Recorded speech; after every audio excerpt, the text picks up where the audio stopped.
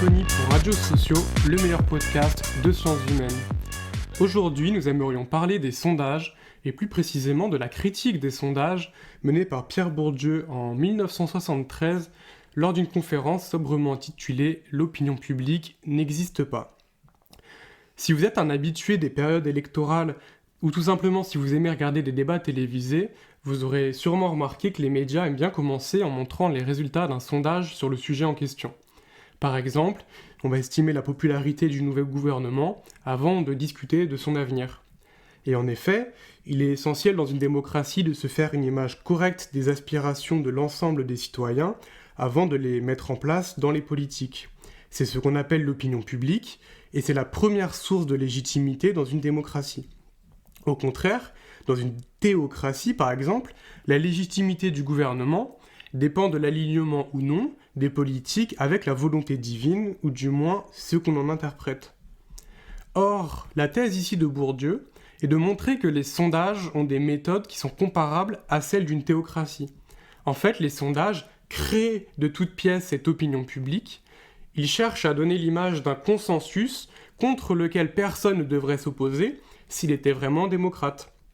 Par exemple, quand j'écris ces lignes, le premier sondage sur lequel je tombe sur Internet est publié dans le JDD et dit que 72% des Français souhaitent sanctionner les politiques au discours anti-flic. Le contexte était un tweet de Raphaël Arnaud.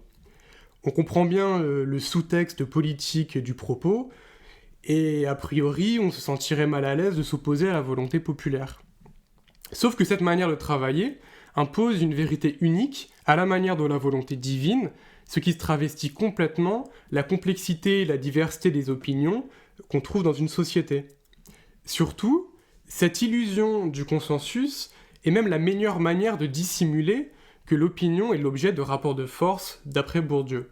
Et c'est donc ce à quoi il voudrait revenir pour tempérer l'ambition de ces sondages. Ce qui est déjà intéressant à noter avant de rentrer dans ces critiques, c'est qu'il ne souhaite pas reprendre les critiques habituelles qui visent par exemple la représentativité des échantillons utilisés par les sondages. En fait, pour lui, ces méthodes sont assez convenables, et il mène donc sa critique en 3 points que nous allons vous présenter. Le premier est à nouveau assez provocateur. Bourdieu conteste un postulat implicite des sondages qui est que tout le monde a une opinion sur les sujets traités. Autrement dit, d'après lui, les sondages courent toujours le risque de poser aux gens des questions que eux ne se posent pas. Il leur demande de se positionner sur des choses auxquelles ils n'avaient pas forcément pensé avant ou qu'ils n'auraient pas pensé revendiquer d'une manière ou d'une autre. Et en la matière, je crois que le sondage du JDD est un bon exemple. La formulation déjà de la question communique beaucoup d'implicite sur l'avis qu'on devrait avoir. Qu'est-ce qu'un discours anti-flic? Qu'est-ce que ça veut dire sanctionner un politique, etc. Ensuite, ceux qui choisissent de ne pas s'exprimer sont comptés dans la catégorie NSPP, ne se prononcent pas. Sauf que d'une part, certains sondages choisissent de recalculer leurs résultats en supprimant cette catégorie. C'est ce qu'on fait par exemple pendant une élection électorale quand on ne compte pas les votes blancs. Et d'autre part, ce qui est beaucoup plus intéressant, cette catégorie n'est jamais analysée pour elle-même. Or, le fait de répondre ou non à une question informe déjà beaucoup sur l'enquêté avant de se poser la question du contenu de sa réponse. Par exemple, Bourdieu montre que les femmes ont tendance à moins répondre aux questions politiques que les femmes. Mais si l'enquête mettait de côté les non-réponses ou si elle n'en faisait pas l'analyse, on passerait à côté de cette information et on ferait comme si les hommes et les femmes avaient les mêmes chances d'avoir une opinion sur des sujets politiques, ce qui tord la réalité des choses. Si on reprend notre exemple du JDD, les variables oui et non sont bien différenciées selon le genre, 71% pour les hommes, 73% pour les femmes, mais ce n'est pas vrai pour la catégorie NSPP. Parfois, l'absence de réponse ne signifie pas non plus l'absence d'opinion, mais au contraire le fait que la question place trop de contradictions à résoudre chez l'interlocuteur. Il donne l'exemple d'un électeur communiste qui doit se positionner sur l'invasion de la Tchécoslovaquie par l'URSS en 1968, et dans ce cas-là, la question intéresse bien sûr le sondé, mais il est trop difficile pour lui de se positionner parce qu'elle soulève un conflit de valeurs qui est trop fort. En bref, l'absence de réponse est elle-même très significative et demande des analyses approfondies au lieu d'être écartée trop vite. Plus largement, Bourdieu voudrait parler d'une compétence politique pour répondre aux questions politiques. Sauf que tout le monde n'en a pas autant. On a vu que les femmes s'y intéressaient moins que les hommes, et ensuite, elles ne portent pas sur les mêmes sujets. Certains sont très connaisseurs des nuances de l'extrême gauche, mais pas de celles de la droite, et inversement. Il faut donc d'abord délimiter son public, au lieu de laisser entendre, comme les sondages le font, que tout le monde a une compétence politique comparable sur tous les sujets politiques. Pour illustrer avec un exemple récent, si je demande à l'opinion publique son avis sur la dernière scission du NPA, il est très probable que la plupart des sondés n'en sachent rien, même pour ceux qui s'intéressent à la politique. Et donc, délimiter le public qui s'intéresse aux évolutions du NPA est la première étape d'un tel travail d'enquête. Si on doit résumer ce premier point, on peut dire que tout le monde ne se pose pas les mêmes questions, et pas avec le même intérêt, et il faut le prendre en compte au risque de tordre l'image qu'on se fait de la société, en forçant les gens à entrer dans des catégories inappropriées. Le deuxième point que veut critiquer Bourdieu est l'égale valeur entre toutes les opinions dans les jeux politiques que supposent à nouveau les sondages. Alors cette fois, il ne s'agit pas de mesurer la diversité des opinions, mais de mesurer leur force réelle dans le jeu politique. En effet, un des sous-entendus des sondages est que la proportion mesurée des personnes favorables à une opinion ou non mesure la force réelle de cette opinion. Autrement dit, si un gouvernement voulait orienter sa politique, il pourrait s'arrêter à la consultation des sondages. Mais dans la réalité, il dessine sa politique à partir des opinions qui lui parviennent, et pour lui parvenir, elles doivent être brandies par des groupes de personnes mobilisées. Par exemple, il va écouter les syndicats, les patrons, les avis des sympathisants ou des opposants politiques, les consignes de parti, l'opinion de personnalités médiatiques influentes, etc. Il ne suffit pas qu'une opinion existe pour qu'elle soit représentée et qu'elle ait un poids politique. Pour cela, elle a besoin d'avoir des gens mobilisés pour la soutenir. Et donc si on suit cette logique, Bourdieu note avec humour qu'il serait plus pertinent d'aller sonder le gouvernement pour voir où iraient les choses plutôt que le reste de la population. Le troisième et dernier point de sa critique concerne la valeur des questions qui méritent d'être posées. En effet, quand un sondage déploie son questionnaire à l'échelle nationale, il dit implicitement que sa question mérite d'être posée à tous et qu'il y a un consensus sur le fait que cette question devrait être posée à tous, ce qui est à nouveau faux. En fait, les instituts de sondage, contrairement au monde de la recherche par exemple, sont des entreprises qui fonctionnent sur commande, ce qui veut dire qu'ils relaient les questions que se posent ceux qui les financent, en fait le personnel politique la plupart du temps. Et Bourdieu montre par exemple que les sondages posant des questions sur l'avenir de l'école sont 10 fois plus nombreux après mai 68 qu'avant mai 68. Mais cela se traduit également dans le contenu des questions qui reflètent à nouveau les préoccupations du personnel politique, qui sont très particulières, très orientées et sûrement minoritaires quand on les compare au reste de la société. Tout cela orientant bien sûr le contenu final des sondages diffusés dans les médias. Cela permet donc finalement à Bourdieu de rappeler l'importance de la sociologie, qui est à la fois libre d'enquêter sur ce qu'elle veut et avec les questions qu'elle veut.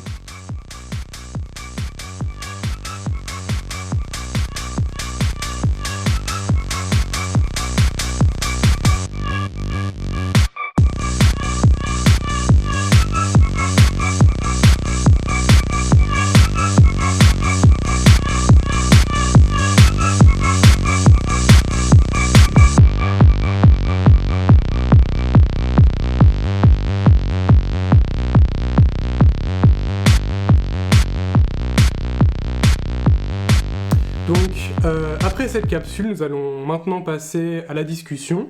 Je suis accompagné aujourd'hui de Sacha. Bonjour. Et d'Esteban. Bonjour. Et voilà, je leur laisse la parole pour le moment.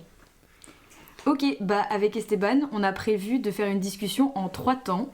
Et on voulait revenir, se concentrer un petit peu sur 3 aspects de l'article de Bourdieu et ce que ça peut nous inspirer. Et donc nous, on voulait tout d'abord revenir sur l'aspect capitaliste des sondages et les intérêts politiques qui peuvent éventuellement servir, et intérêts politiques qui sont très distincts des intérêts scientifiques que peut avoir un chercheur, et c'est notamment ce que critique Bourdieu tout au long de sa carrière en vrai.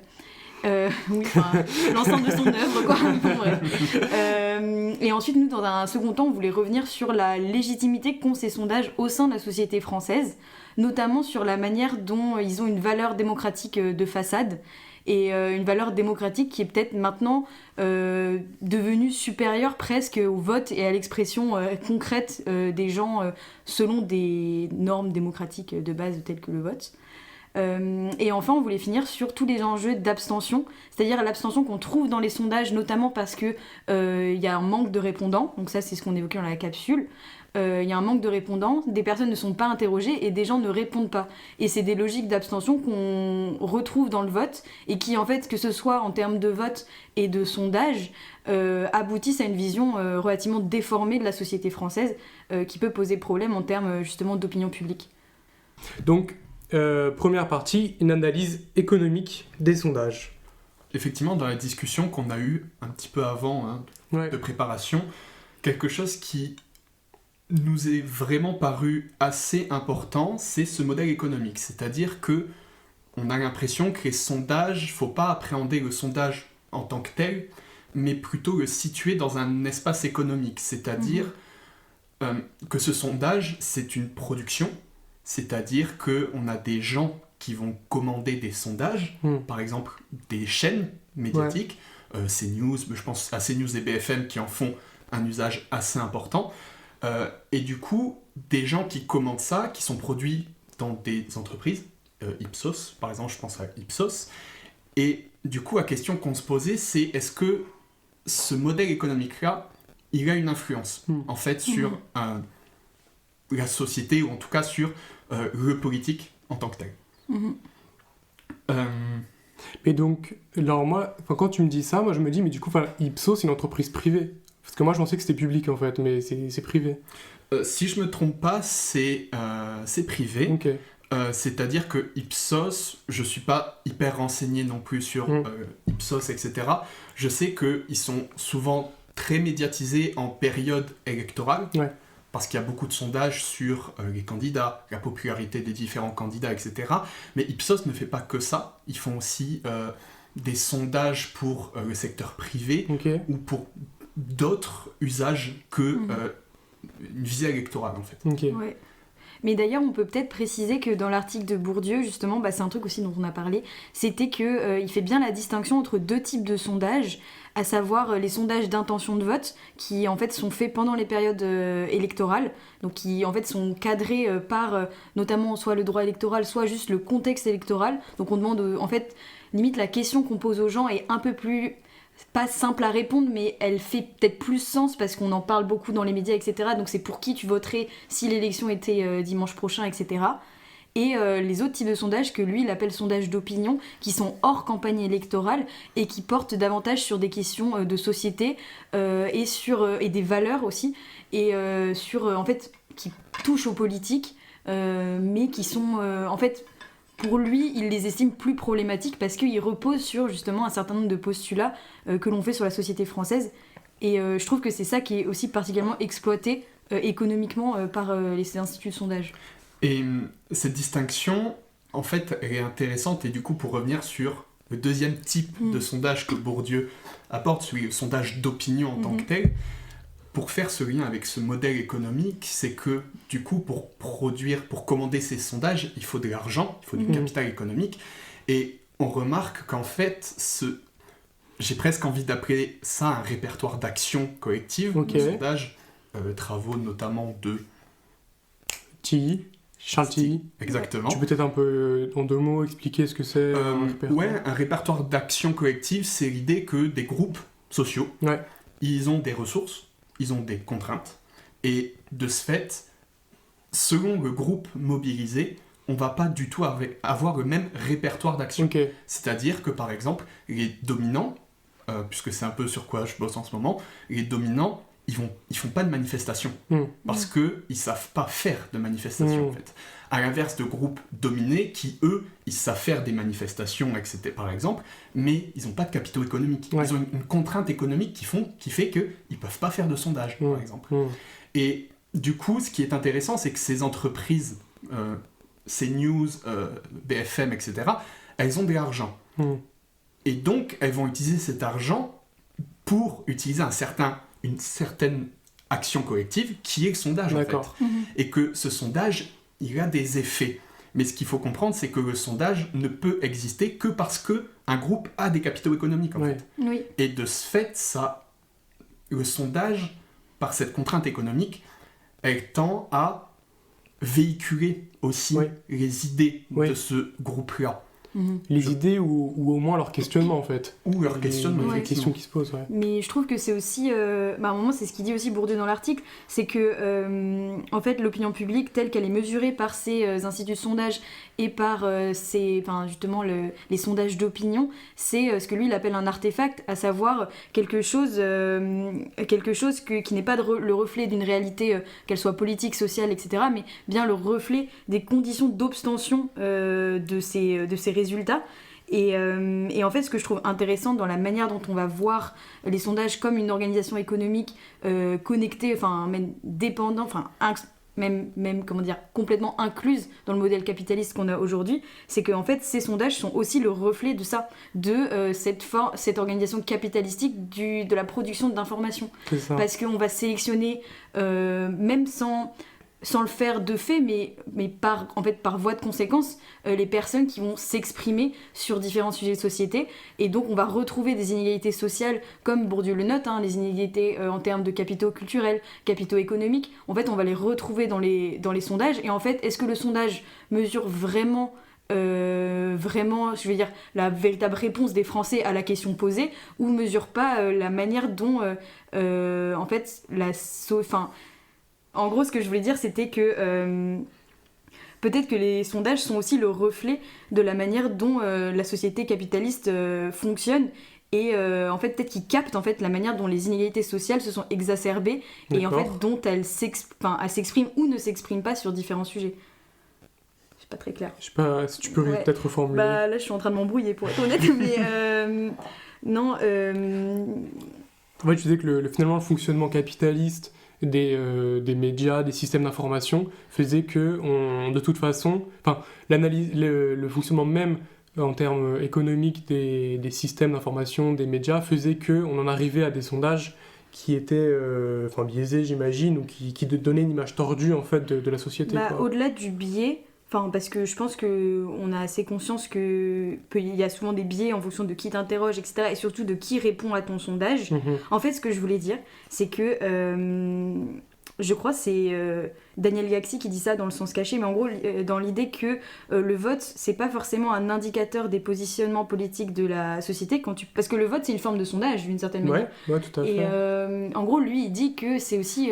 ça montre comment le vote est aussi un vecteur et même un indicateur de l'intégration sociale des gens. En gros, parce que tu votes, parce qu'en fait, en gros, l'abstention aussi, elle se retrouve dans l'idée que tu n'as pas les capitaux je veux dire, par exemple, tu as plein d'enjeux qu'on retrouve pour les sondages qui se posent pour le vote en termes de capitaux économiques, capitaux culturels, etc., le sentiment de légitimité, ou même l'envie ou la confiance que tu peux avoir dans le processus démocratique. Ça peut être déterminé socialement, tu vois. Et moi, je trouve qu'on retrouve ce reflet-là dans les sondages, dans l'idée que tout le monde ne va pas y répondre. En fait, peut-être qu'il y a une partie de la population dont on se fiche de la réponse, notamment parce que ça ne sert pas les intérêts des personnes qui vont commander les sondages. Et c'est ça que je trouve intéressant, c'est que au lieu ça paraît comme... en fait, on a l'impression que les sondages ils vont servir à répondre à la question qu'on se pose sur un sujet quelconque. Mais en fait, c'est davantage la réponse à une commande qui a été faite sur ce thème qu'une véritable mesure de l'opinion publique sur le thème en question. Et je trouve que ça se voit bien... dans beaucoup de sondages, par exemple, sur l'immigration ou sur plein de thèmes qu'on impose aux gens, alors que ça fait pas du tout partie de leurs priorités quotidiennes, quoi. Et du coup, pour moi, il y a deux choses pour répondre un peu à ça. C'est que la première chose, c'est effectivement la question du temps. C'est-à-dire que le sondage, contrairement par exemple à des questionnaires qui peuvent se faire dans la recherche, en sociologie, en sciences politiques, etc., ce questionnaire, en fait, ça prend du temps. C'est des années, de à la fois préparer le questionnaire, faire les questions les moins biaisées possibles, dans la mesure où, effectivement, ça sera toujours un peu biaisé. Et, bref, tout un processus, en fait, où on va aussi administrer le questionnaire, on va traiter les réponses. Le sondage, ça va très vite. Ça va très vite, c'est-à-dire qu'en fait, on a des entreprises qui produisent ça très rapidement, et qui font de l'argent. Il ne faut pas oublier que ces entreprises, elles font du profit sur le sondage. Donc en fait, elles n'ont pas... J'imagine, là, peut-être que c'est des hypothèses, mais il n'y a pas ce recul qu'à la recherche, par exemple, de dire est-ce que la question que mon commanditaire il me pose, c'est une bonne question ? Est-ce qu'il y a des biais ? En fait, le sondage est une marchandise. Donc à partir de là, il faut que ça aille vite. Et donc je pense que la question du biais, elle vient à la fois effectivement de les questions que pose le commanditaire du sondage, mais aussi la manière dont il est fait et le temps qui est trop rapide en fait.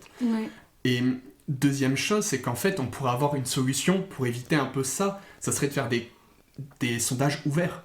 C'est-à-dire, par exemple, sur les préoccupations, au lieu de dire « Ah, c'est quoi vos préoccupations entre l'écologie, l'immigration ou je sais quel autre sujet ?» ça serait de dire « C'est quoi votre préoccupation ?» et de laisser ça ouvert. Sauf qu'en fait, ça ne correspond pas à la temporalité de l'économie capitaliste. Parce que ça demande du temps, encore une fois, de traiter tout ça. Donc je pense qu'en fait, il y a une contradiction même, et c'est pour ça que le sondage, aujourd'hui, il est biaisé, etc. C'est qu'il y a une contradiction économique, en fait, à l'origine de ça. Moi, ce que je trouve aussi, c'est qu'il n'y a pas la même nature derrière le travail d'un institut de sondage, ou d'une personne dans un institut de sondage, je sais pas, c'est quoi, un sondeur, c'est ça le métier ? Bon, voilà, qu'un sociologue ou un chercheur en quantitatif, par exemple, c'est pas la même nature. Enfin, je pense que dans les deux cas, il y a une idée on veut vérifier une hypothèse, et c'est pour ça qu'on pose des questions fermées, d'ailleurs, en mode vous sentez-vous concerné par nanana. Et sauf que l'hypothèse, elle n'est pas de la même nature. D'un côté, il y a le chercheur, il fait une hypothèse de recherche, et si elle est fausse, ça lui donne aussi une information. Et cette information, il est prêt à l'accueillir et ça va enrichir son travail, etc. Bon, ça dans le meilleur des mondes, évidemment. Mais il y a cette idée que l'échec, il est envisagé, et même, il est source de richesse. Alors que dans un aspect, du coup, plutôt sondage, on veut absolument... En fait, c'est pas qu'on veut vérifier l'hypothèse, c'est qu'on veut qu'elle soit vraie. Parce que la nature derrière, c'est plutôt une nature qui est politique, voire économique, en fait, parce qu'on a payé le sondage, tout simplement, et qu'en fait, on veut se donner une légitimité, même une autorité sur le sujet. Et du coup, cette réflexion que tu as, elle nous amène un peu sur ce qu'on a vraiment exploré, la production du sondage même, mais c'est cette idée que comment il est traité ce sondage ? C'est quoi l'utilisation qui en est faite ? Et quand on regarde l'utilisation, par exemple, dans les grands médias, souvent, comme j'avais dit, BFM TV, CNews, c'est pour répondre, encore une fois, à une demande d'information. Et de ce fait, ces gens qui c'est qui va parler du sondage ? C'est des éditorialistes, en fait. C'est... ou du personnel politique, parce qu'effectivement, il y a aussi toute une partie des sondages qui sont faits pour les personnels politiques, les codes de popularité, etc., ou pour... comme une forme d'argument d'autorité pour ces gens-là. Ça, j'en parle pas trop. Par contre, du côté des éditorialistes, en fait, ce qui est intéressant, c'est que ces gens-là n'ont pas le même regard que le chercheur. C'est-à-dire qu'ils reçoivent des sondages très souvent, je peux pas dire une fréquence, mais très souvent, et c'est des gens qui n'ont pas le temps. Encore une fois, cette question du temps des économies capitalistes, de dire, ils n'ont pas le temps de traiter, d'analyser, de regarder, il y a quoi dans chaque catégorie. Et de ce fait... ces gens-là, un peu comme un réflexe intellectuel de dire, vu qu'on n'a pas le temps, on a, nous, une grille de lecture qui peut être de différentes natures. On va appliquer, en fait, sur le sondage, la grille de lecture. Donc, en fait, j'ai presque envie de dire, le sondage, il dit une chose, mais l'interprétation qu'on peut en faire peut en dire totalement une autre. Et que ça soit deux sondages presque différents pourrait amener, en fait, à la même interprétation. Parce que la question, c'est de savoir qui parle du sondage, en fait. C'est ça. Ouais, je suis assez d'accord, et surtout, c'est ce qu'on en avait aussi beaucoup parlé quand on préparait quand on préparait le podcast que vous êtes en train d'écouter. Non, mais c'est surtout que Bourdieu, lui, il critique pas la méthodologie des sondages parce qu'il considère que, effectivement, elle est maîtrisée par la plupart des acteurs. Bon, après, ça, c'est peut-être aussi une hypothèse assez forte, parce que on voit qu'il y a quand même beaucoup de problèmes des fois dans certains sondages. Mais en tout cas, il y a quand même l'idée que ces enquêtes d'opinion, elles peuvent être aussi une ressource pour le sociologue et pour le chercheur. Donc, je pense que Bourdieu, il fait pas l'erreur de rejeter, de rejeter l'ensemble des sondages d'opinion, parce qu'il considère que, au fond, ça s'appuie sur une méthodologie qui ressemble beaucoup à celle de la recherche. Et c'est un peu ce que je disais tout à l'heure sur l'idée de la nature qu'on met derrière cette méthodologie. Et c'est en fait même la nature de l'interprétation qu'on produit ensuite. C'est que il y a une nature qui est beaucoup plus instrumentale et même qui va être moins dans l'accueil du résultat et dans l'accueil pas neutre, mais au moins vraiment l'idée que on ne prévoit pas le résultat comme celui qu'on anticipe lorsqu'on pose un sondage. Je pense que, après, moi j'ai jamais posé de sondage, etc., mais il y a quand même l'idée, en fait, comme les sondages ils sont très liés à l'actualité, on s'attend à mobiliser les Français sur cette actualité-là, et d'une manière toujours plus rapide, effectivement, et en fait ce qui montre que, en fait, on veut juste vérifier des hypothèses qui préexistent en fait à ce sondage-là, et on les impose aux gens d'une certaine manière, et c'est en ça qu'on crée une opinion publique au lieu de la mesurer. Et moi je trouve un truc que tu dis que je trouve intéressant, c'est que finalement quand on voit les sondages, on a souvent l'impression qu'il y a la tentation de vouloir tout résoudre en une seule question, alors que quand on voit les questionnaires de sociologie, ceux qui sont vraiment étudiés pour les enquêtes quantitatives, etc., c'est des questionnaires qui sont à rallonge, et souvent pour les remplir, les enquêtés ils prennent quelque chose comme 10 ou 15 minutes, et il y a beaucoup de questions, et en fait je pense que dire ça permet de montrer que justement, en fait, on aborde des phénomènes qui sont complexes et on a besoin de l'attaquer avec beaucoup d'angles différents pour réussir à avoir quelque chose de vraiment construit, d'intelligent, et de prendre un élément après l'autre pour avoir une bonne idée de ce qu'on parle, alors que finalement les sondages c'est la tentation inverse, quoi. On pose une question, vous y répondez, on a fini, c'est terminé et c'est définitif, quoi. Et même... peut-être pour faire transition avec notre seconde partie, qui est que le sondage a quand même un vernis intellectuel, en fait. C'est ça. Il a un vernis très instrumental, très technique, finalement. On pourrait revoir tout ce qu'avait dit Weber, etc., sur Désenchantement du monde, etc. Mais il y a cette idée que, vu que le sondage c'est technique, donc c'est légitime, en fait. Oui. Et que cette légitimité... elle a une influence, parce que, comme Bourdieu l'a très bien dit, ces différents postulats qui sont à remettre en question dans le sondage, finalement, quand on écoute, on voit un sondage, on s'en fout un peu de ces postulats, parce qu'on se dit, c'est scientifique, en fait. Et la question que, du coup, je vous pose un peu, c'est quoi les conséquences de ça, de ce vernissage technique, en fait ?